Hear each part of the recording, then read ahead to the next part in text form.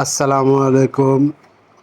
সবাই কেমন আছেন? আশা করি আল্লাহর রহমতে ভালো আছেন। আমি আপনাদের দয়ায় ভালো আছি।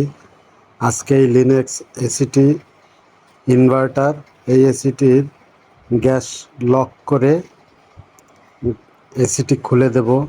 এসিটি নিয়ে আমরা ঢাকায় উদ্দেশ্যে রওনা হবে। তাই গ্যাস লক করতেছি। প্রথমে ডিসচার্জ পাইপ লক করলাম, এখন সাকশন পাইপটি লক করব। গ্যাসের তাপমাত্রা দেখতেছিলাম যে টেম্পারেচারটা কমতেছে কিনা। কমার পরেই ডিসচার্জ পাইপটি, সাকশন পাইপটি লক করে দেব।